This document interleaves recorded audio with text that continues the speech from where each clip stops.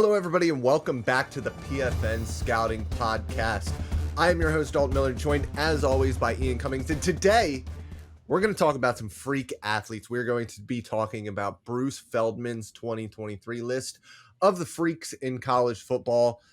And as his headline said, there was a true freshman at number one. This is a draft podcast, so we're not going to talk about the 6'4" kid that's 240 pounds and runs like a 10-0 in the 100-meter dash. So we are going to get into some of the best athletes in college football. I'm excited for it, but first, I always got to ask, Ian, how are you doing today? I appreciate you making time for that question, man. I really do. We're doing good. We're doing good. It's a Monday.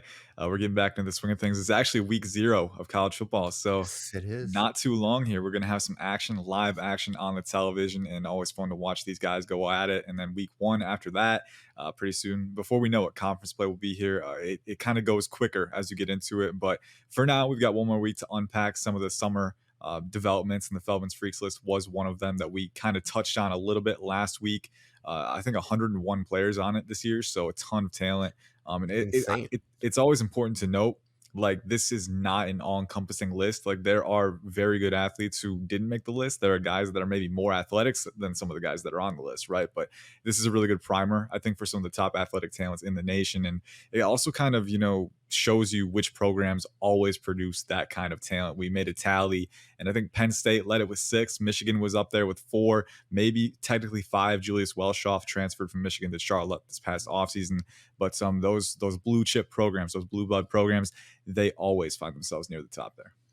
Yeah, and then when you look at who had 3, Ohio State, another Big Ten team. I mean, and when you look at sort of the preseason NFL draft rankings, when you go position by position, and this is something that Ian has worked very hard on this offseason. I'm in control of the SEC for Pro Football Network. Ian is doing the Big Ten, and you're doing the ACC as well, right? Yeah. Okay, so you're doing the ACC and Big Ten, and I'm looking at these top 10s, and just from me watching tape of the SEC, it does not seem to be their year. Now, obviously, with the SEC, you have a bunch of 5-star recruits from the Southeast that are going to come out of nowhere. Yeah. And we are going to talk about one of those guys, not coming out of nowhere, but he only played like half a quarter last year, and we might as well just start off with him a while. That is defensive tackle from LSU, Maason Smith.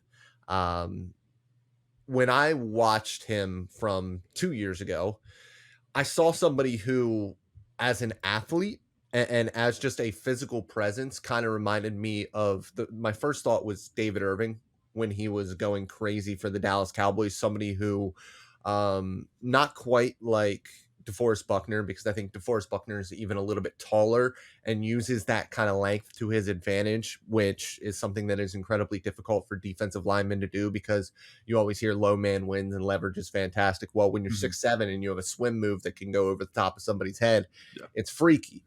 David Irving was a little bit different, and I think Maason Smith is as well. But what's crazy about Smith is he is also in that 315, 320 pound range at that athleticism, at that type of play style that he has.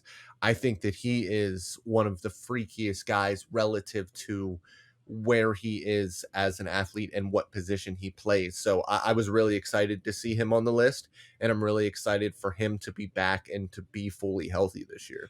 Yeah, me too. I remember popping on some 2021 tape because obviously, he had the unfortunate injury when I think it was during a celebration. He tore his ACL, unfortunately. Yep. So, had a really good first drive for that 2022 campaign.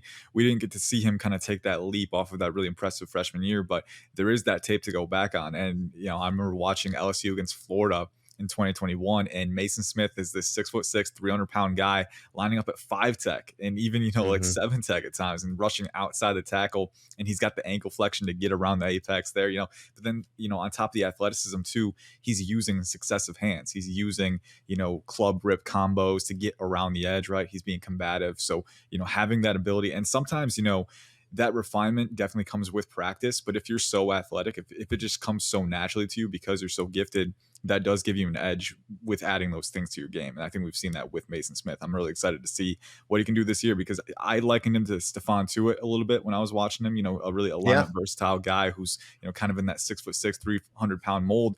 But here's the thing, man. Looking at the Feldman's freaks list, apparently he's up to 315 now, and he didn't lose any speed. I think they clocked him at 19 and a half miles an hour last year or before last year. And then now he's at 19.2. So barely any speed lost, adding 15 pounds of mass, man. He could be a game wrecker. We'll see. But I think the upside is definitely there. And then Malik Neighbors was the other LSU product on this list as well, man. And we talked about him a little bit last week, a guy who's super explosive, super fast. And he had a 40-inch vertical documented on Feldman's Freaks, but also I think it was I can't remember what the metric was called. I got to scroll down here, but it was the metric that measured how quickly you reached that 40-inch mark, and it was yeah, a reactive strength index is what it's called. Yeah, that's one thing I love about Feldman's Freaks is it introduces you to, you got the 40-yard dash, you got the vertical, you got the broad, right? But this introduces you to new ways to measure a player's athleticism, and especially in this day and age where GPS metrics are becoming more and more important. It's something you got to keep an open mind to because it does matter. It all matters at the end of the day. It's all different segments of information. But he had a 1.01 reactive strength index, so reaching that 40-inch vertical mark very quickly. And then I think he had 2,700 watts of peak power in the power clean, right? Which I at I 6 foot, saw the peak watt stuff when I was yeah, going through the Feldman freak list, and I was like, "What? Like, we are getting an insane amount of data on athleticism at this point." yep. And I think what we're going to have to do over these next couple of years is really parse through all of it and see, what makes sense to use and what doesn't make sense to use. I'm always somebody who likes to have more information about things. But I'm also very skeptical. I'm very, You very got to make sure rarely, you and know what's applicable in the yeah, football I'm very setting. Yeah. rarely an early adopter with these kinds of things just because I come from it with a little bit of a critical eye. But I think when you're able to measure, the explosiveness of somebody off of the floor, I think that is something that is incredibly important because when we look at something like even a running back who gets hit, when he meets a linebacker at the hole, are his feet going to stop or is he going to be able to keep churning without, a loss of momentum and pick up those extra yards? So I think these different measurements that we can get for guys athletically, I think is really important. And it's going to be interesting to see over the next couple of years what sticks and what doesn't, and what more information we're able to get. Things like Catapult, I know a lot of people make fun of them because they're like, men's sports bras. But they measure heart rate, they measure, the speed that you're moving, and they're incredibly accurate.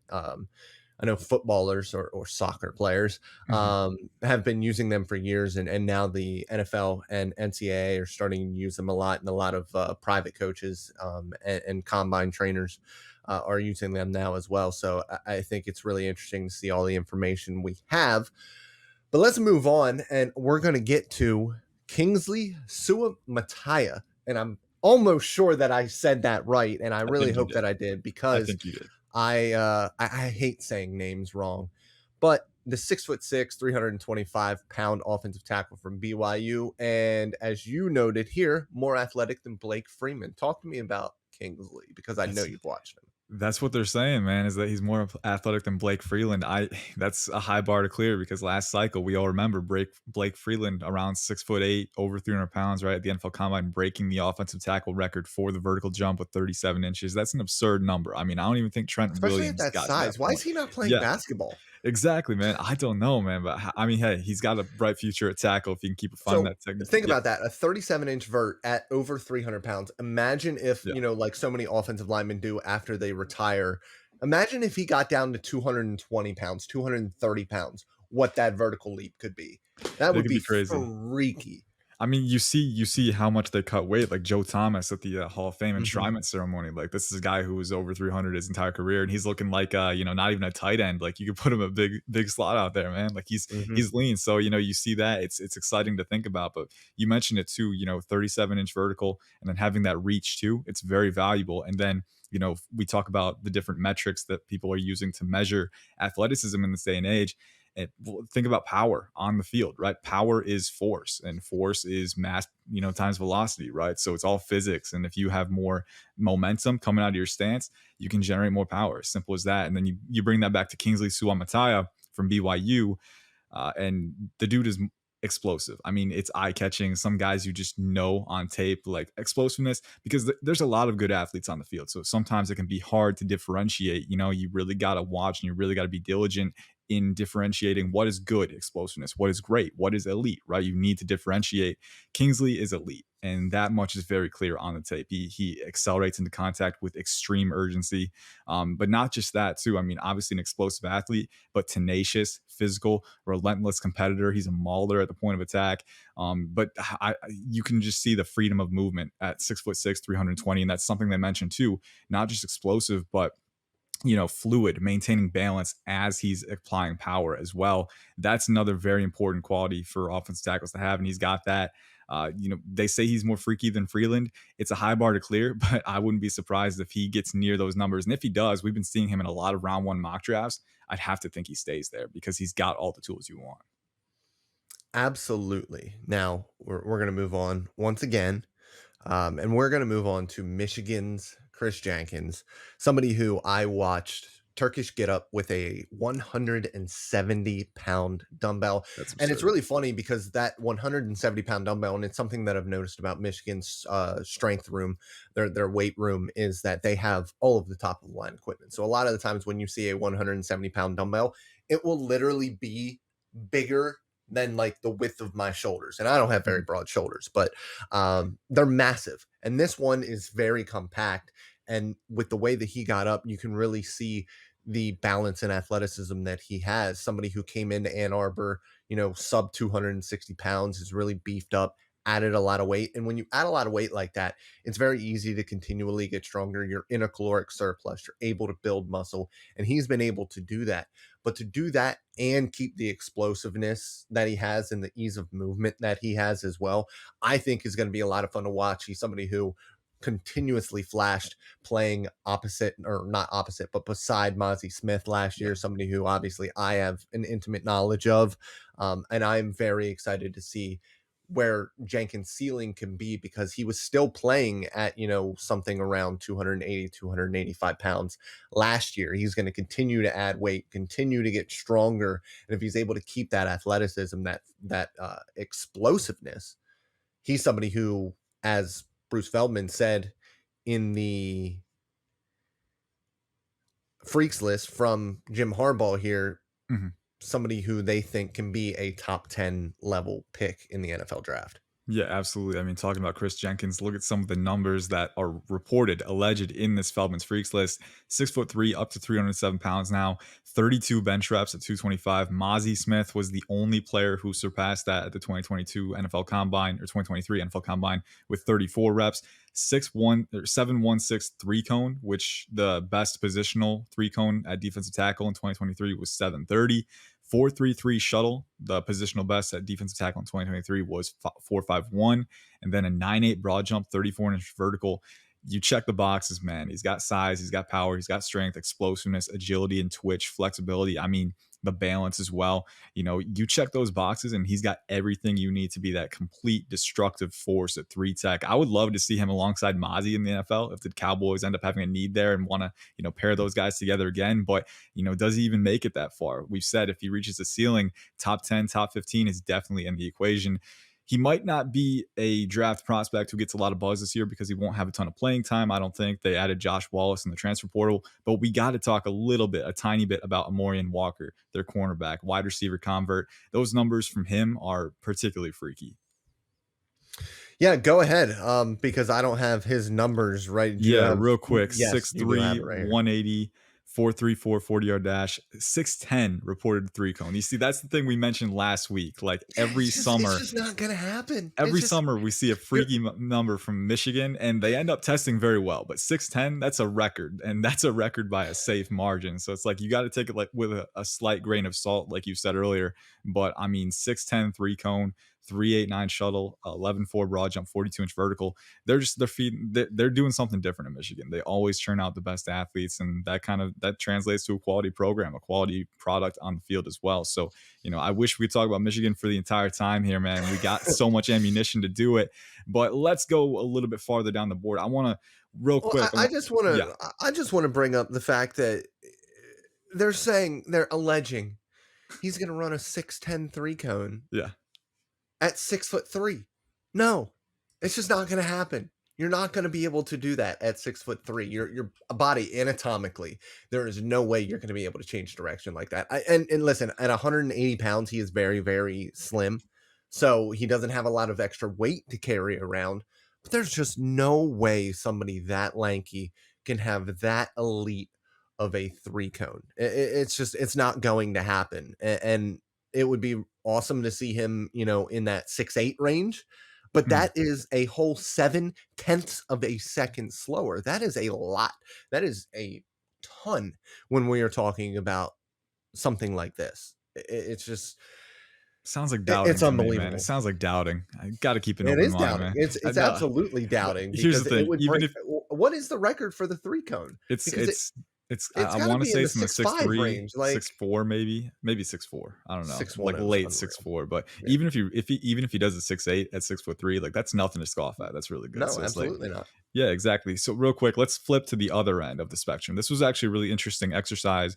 You suggested doing a school tally just to see where the schools represented, and Michigan was near the top with 4. Penn State was at the top with 6. You had a lot of teams with 3. One school surprised me. Alabama only had one prospect on this list, and that was Kris Braswell. You did the SEC review, so you've seen a little bit of him opposite Dallas Turner. Talk to me about what you saw on the field, and obviously the numbers are very impressive. Apparently, he's up to around 256 pounds at 6'3". Apparently, he's got a 38.5-inch vertical, almost 22 miles an hour max speed. Squatted 705 pounds last year. That's absurd. So, Uh-huh. talk to me about Braswell and what he's got going for him.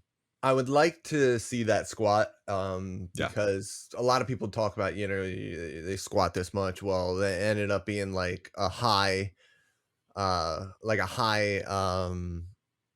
box squat where he's not even going near 90 yeah, degrees or something like that. I want to see this as a legitimate Nick Chubb weight on your back, no box, going into at least parallel. That's what I want to see out of it. But no, 700 pounds is a ridiculous squat. And that would I, flatten me instantly. I know Oh, that yeah, for a fact. 100%. I wouldn't even get it off the rack. Yeah, But I think when I watched Braswell, that's not and this is something that we have to consider when we look at these lists as well. Just because somebody is a freak athlete, in athletic testing doesn't mean they're going to be a freak football player. When I look at Chris Braswell, I look at him kind of in the same mold as somebody like an Anthony Jennings from Alabama a couple of years ago, somebody who is he a linebacker? Is he an edge rusher? He doesn't really have the flexibility to be a down in and down out edge rusher at the NFL level. I don't think. I don't think that I think guys can get away with it if they have the power, if they have the hand technique. But when I watch Braswell, I look at a guy who is a little bit of a mix between an off ball linebacker and somebody who, in a straight line, can run really fast, but doesn't have the type of agility, flexibility to be that edge rusher at the next level consistently. So I think it'll be interesting to see how teams want to use him. I definitely think that he is in that day 3 range for me as a prospect. And I think where his best fit would be is as an outside linebacker, but somebody who can drop into coverage a little bit, can be a good run defender, and is a good chase and tackle guy. But I don't think he'll ever be a high end pass rusher at the NFL level, just from what I saw from him last year in relief of Dallas Turner and Will Anderson. yeah, for sure. And I think that's another important note to make, with guys like this, because that's what we were talking about at the very beginning of this episode. Like there are players who deserve to be on this list that aren't, right? Like Dallas Mhm. Turner, across from him, you watch him, he has the numbers to get on this list. Like he does, and he's got the flexibility that Braswell doesn't quite have either. So it's another thing. Like take the list with a grain of salt because it's not all encompassing. And like you Mhm. said, great athleticism. It's definitely conducive to success at the NFL Yeah. level. It's definitely something that can separate people, but at the same time, you as a player need to take the steps to add on to that. And also, athleticism, explosiveness, straight line, doesn't account for every athletic or physical quality that you need at the next level. And sometimes you can have a trump card. Look at Yeah. somebody like Montez Sweat from Mhm. Washington, who I didn't think had any bend whatsoever, and I was very skeptical about his NFL projection. But when you run a 4.3 at 265 pounds and you have that power potential that he has, I think that he has been fantastic as a pro. I think that he has been the best pass rusher in that duo, even when the other one, Chase Young, has been healthy. And I think that when you look at this, I look at the difference between a player like Chris Braswell and a player like Chop Robinson from Penn State, who is kind of in that same 250-ish pound mold. Not somebody I have scouted in depth yet, Mhm. but you watch the Big Ten. So tell me what you think about Chop Robinson, because you look at this, a guy that they're saying is going to run a sub 4.5, somebody who broad jump 10.7, bench presses 400 pounds. Do you see, and this is what I really want to know, do you see that type of strength from him on the field? Yeah, that was an interesting one to read about in this article because I was honestly like, there's always a few guys that you're hoping get onto this list, right? You know, it'll be confirmation for the potential you think they have, right? Chop Robinson to me, especially going through this edge class, man. I mean, you've got Jared Verse, obviously, Dallas Turner, JT Tuimoloau, Braylon Trice, Princely Uman Milan from Florida, right? A lot of high upside guys. And I looked at Chop Robinson 6'3". He was around the 245, 247 range last year. He's up over 250 now, according to Feldman's Freaks.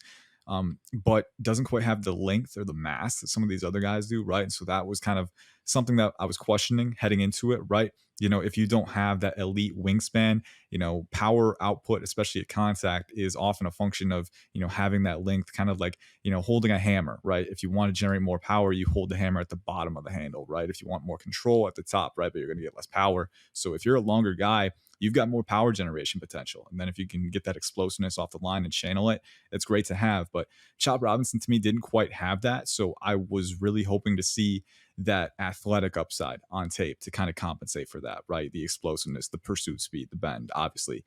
And, I think you see it in spurts. I want to see it a little more consistently.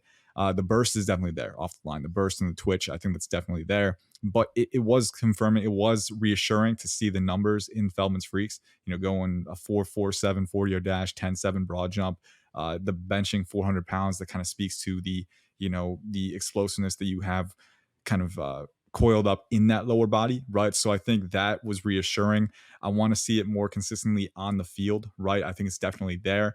I want him to kind of, bring that out more. But having that is, having those documented numbers at the very least is a very good sign, right? So I think, but it's also another thing, like, I don't want to just Sharpie those numbers in, right? We got to wait until the NFL Combine. We got to wait until we have verified measurements because a lot of times you'll see a number in Feldman's Freaks and it's a little bit lower when the Combine comes around. So again, not taking it at 100%, but with Chop Robinson not having that elite length, that elite power component, and he's definitely got good power, right? He's shown that he can channel it with proper functional usage, right? With torquing, with proper hand placement, things like that. But I think the explosiveness and the pursuit speed is really important for him because he doesn't quite have that elite frame. So I think it was reassuring. I want to watch for more of it in 2023, but it was good to see.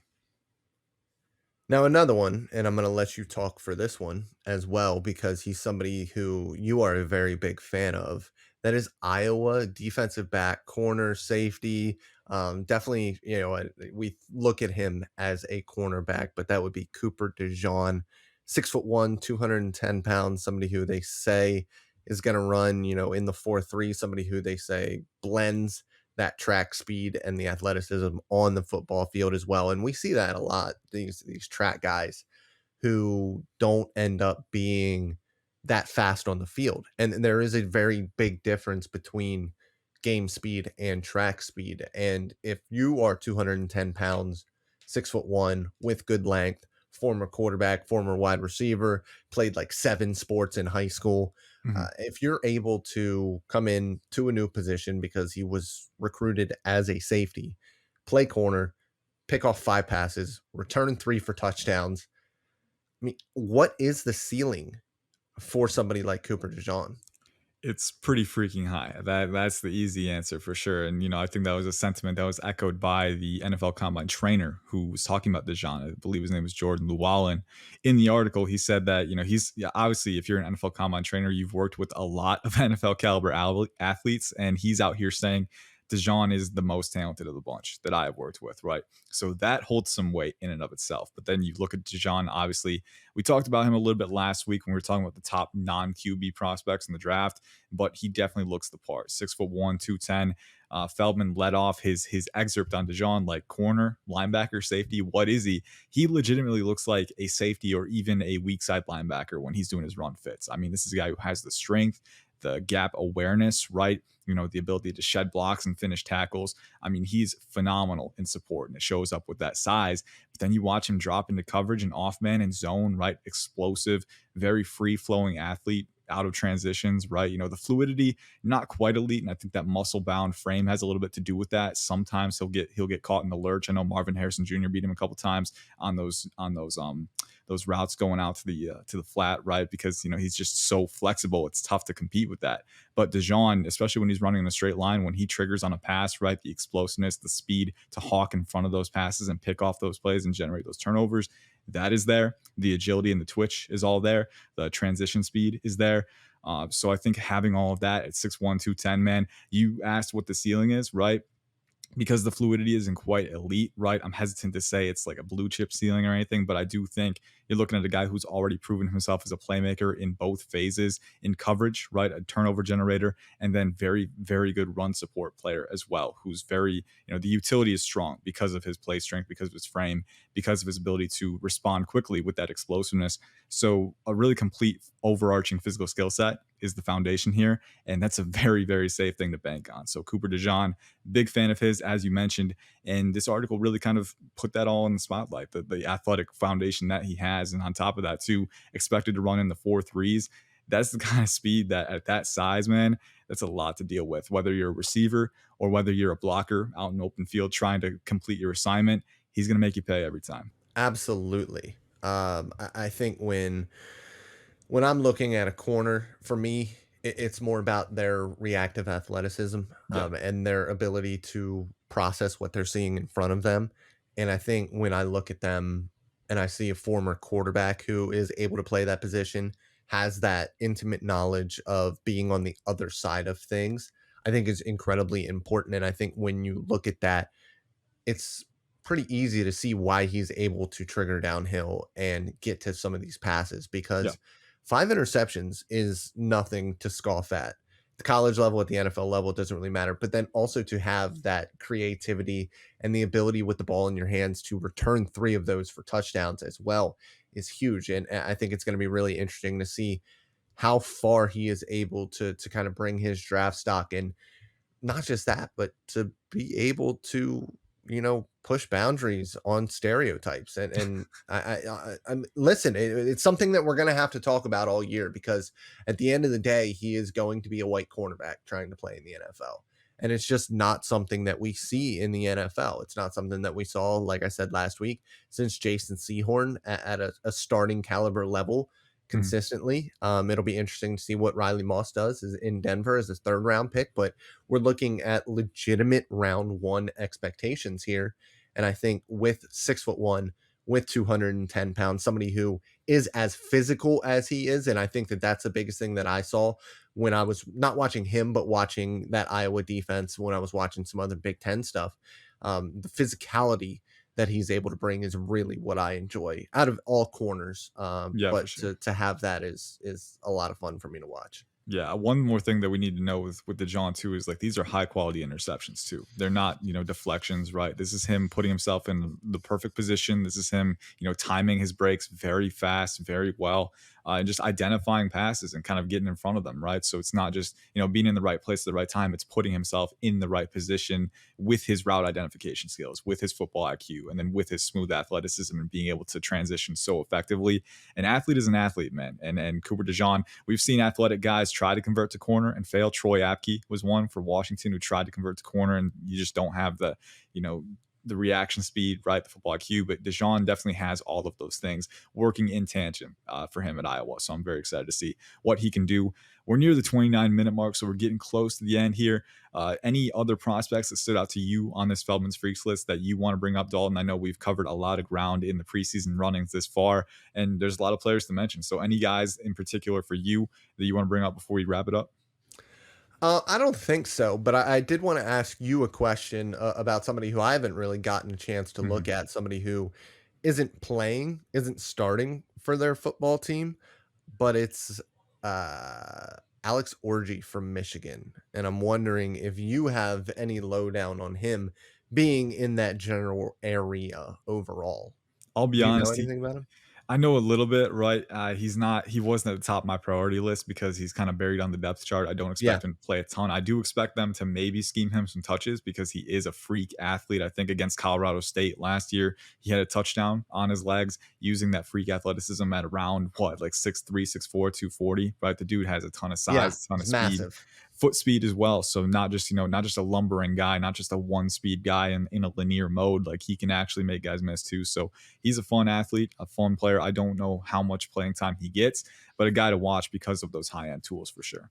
Yeah, I mean, JJ McCarthy, somebody who we are going to talk about next episode. Do you see how I just did that? Do you see That how was I just did fun. that? That was fun. Real, I real I, I quick did that. before I before you get on that episode ending rhythm though, I do want to bring up some names. Oh I do want to bring up some names. So no. real No, quick, bring up the names. I'm gonna be lightning round here. We've got a ton of notes for the Feldman's Freaks list, and I'm just gonna go at it. Obviously, we got guys like Jared Verse and Maason Smith and Brock Bowers, who we neglected to mention. We know they're freaks, right? But here are a Mhm. few other guys that are kind of under the radar. Jalen White from Georgia Southern, running back, 6 foot, 215 pounds. He broke the Alabama high school season rushing record. 40-inch vertical, 10-4 broad jump, 360 bench, 620 squat. He caught my eye when I was going through Sunbelt teams. I really like the size and the explosiveness and the contact balance that he has. He could be a legitimate sleeper. You've got Jordan Birch and Brandon Dorless on this list. I was really happy to see them. Davin Van from NC State, 6'2", 278, 479, 40-yard dash, 33-inch vertical, high motor guy. He's got some alignment versatility. Excited to see what he can do. Troy has a very good edge duo with Richard Jabunor and Javon Solomon, who was on this list. 6'2", 250, 420 bench, 600-pound squat, reached over 21.6 miles per hour on the GPS.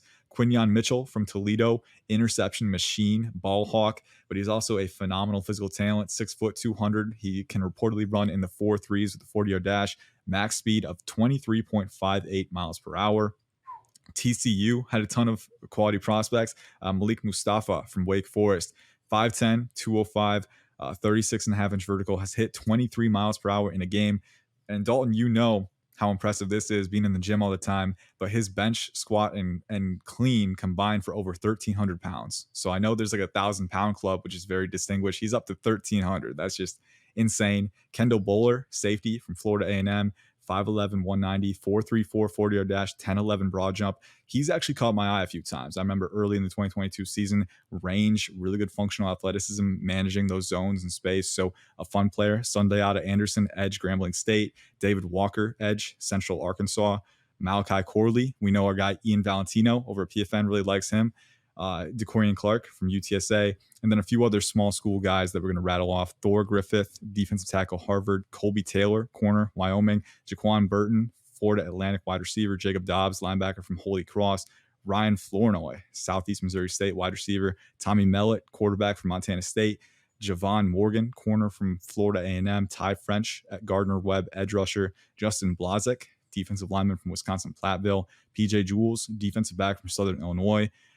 Robert Horsey, Southern Utah, defensive tackle. Nash Jones, offensive tackle from Texas State. Chris Walker, Montana tackle. Trevor Williams, linebacker from Sam Houston State. And Tyrick Mitchell, defensive tackle from Southeastern Louisiana. So we know the blue blood programs, the Power 5 programs, they get a lot of the prestige, the pedigree, right? But there's those small school teams, they got some talent too. So it's going to be fun to watch and fun to kind of sift through and see how many of those guys end up being those gems late in the 2024 NFL draft cycle.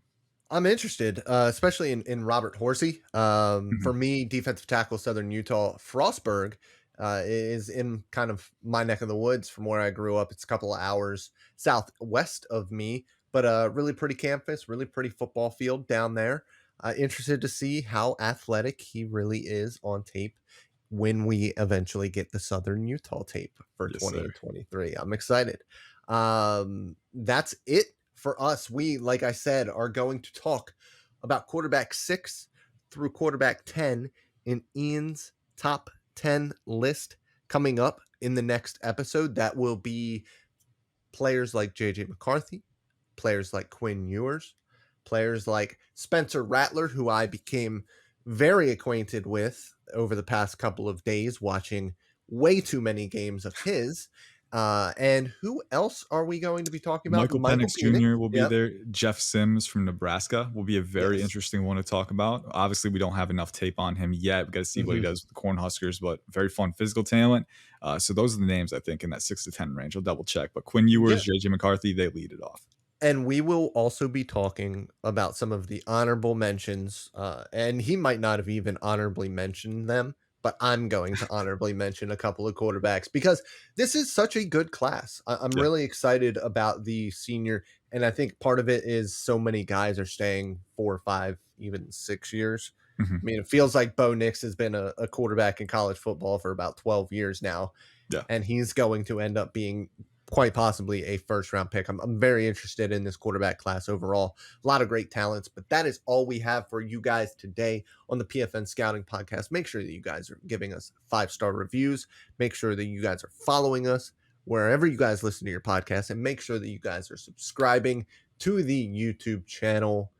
Give us that 5-star review. Make it funny. I like to read funny stuff. If you got to make fun of me for saying too many times, go ahead and do it. I already know I do it. Try and fix it. We will get better. We will watch the tape. We will improve. I love you guys. Goodbye.